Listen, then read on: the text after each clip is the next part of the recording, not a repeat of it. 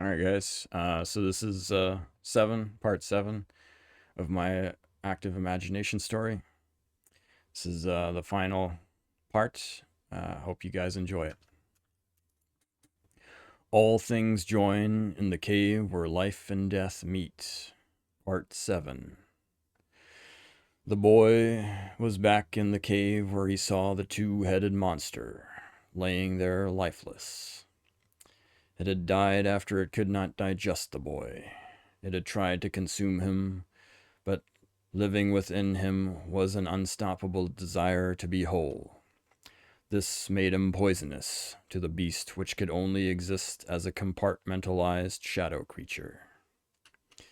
The remains of the beast now dissolved, leaving behind the two separate corpses of his father and that of the abandoned wild boy. Then both of the bodies began to dissolve further, becoming a dark, shadowy mist filled with electricity and a powerful, energetic aura.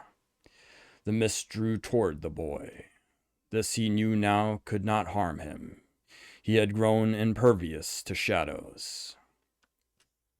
The dark yet electrical energy of shadows now only strengthened the light inside of him. A strange juxtaposition, difficult to understand for people who live all their lives in an uncomfortable state lacking in integration and a false duality of darkness and light. In fact, the true principles are inseparable forces that exist as inseparable within the totality of the universe. There is, in fact, no division of here and there. Light and darkness exist as one and in all. Putting up no resistance to what was his all along, the boy allowed these dark vapors to envelop him. As soon as the darkness sank into his skin, the boy became one with what had always been his. Out of his darkness he re-emerged, no longer a boy, but now a radiant and complete man. A path of light became revealed. It led this fully formed man through the winding paths of the cave. At the other end of it, here the light grew very strong, at the ceiling of the cave. And in this place the young man felt the light calling to him. The gates had been opened, and he was free to step inside this world of light, whenever he wanted now. He became weightless, and the light lifted him up toward it slowly. As the boy began to merge with the light, and his silhouette was beginning to disappear, he heard the feminine note that he loved so much. It was back in the direction from where he had originally entered the cave. And in that moment he had a strange realization, even though heaven awaited him, and he would be and it would be infinitely sweet. He had no need for it. It was what needed him that was more important than an eternity of never-ending joy. So instead of entering heaven, he continued to listen to the feminine note. It turned from a single note into a somber melody, infinitely charming and beautiful, yet filled with the worst possible pain and despair imaginable. It was the song of the world. He would be with the world, like a faithful husband was to his wife who needed him, the world that had shunned him and all that he had been, and led him into an unimaginably painful, fragmented existence. And even though he had never been welcome in this world, and he had no need for it, there was no doubt that it needed him. And if not him, then who would be with it? In that moment, he knew without his aid, the world would soon be swallowed forever in the manifolds of darkness. The people there did not know their own spirits.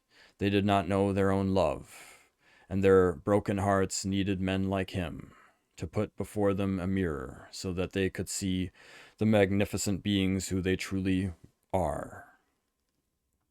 He knew that they might not understand him, and most probably wouldn't, but he would be there for those souls who could understand and would.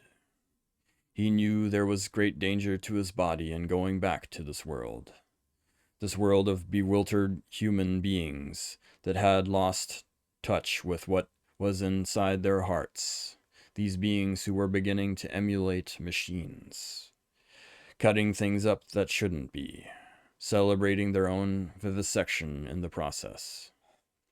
Their faith had been placed in a material world that was no more real than a painting. This dream they lived in had them convinced to believe only in the inert and dead objects, which in fact had no true physical form and existed only as mere projections in their minds. They did not understand that these things, however real they seemed, had no existence except in their own imagination. This false belief in the inert and dead made them more like the inert and dead. A very high price to pay only to receive misery and separateness in return. By contemplating the meaning of the universe through the dissection of the illusion of the physical world, they did not realize that what they were really doing was dissecting their own spirit and soul, cutting it up into pieces and separating them into thought prisons. Whatever his spirit would permit him to do to make this world better, more whole and alive, he would do it. And so he walked out of the cave, fully awake and back into the land of the sleeping, to find those who truly wished to wake from their dreams of darkness. Epilogue. All that is known comes from the unknown. It cannot be destroyed. It only goes back into the unknown. We only see the world for a little bit until it goes back to where it came from. The battle has already happened. We are only remembering that it did. An empty page is filled with meaning. It is okay to take a moment and pause. Where nothing appears, that is where true wealth is. Empty hands hold within them all creation. A mind filled with possessions can only hold onto them for a little while. A mind that holds onto nothing becomes one with immortality. The next story you write might be your last one. So be brave enough to give it a happy ending. The people of this world are cruel because they do not have what they refuse to give to themselves. Know this: all that which you desire lives inside of you. Start by giving it to yourself. The end.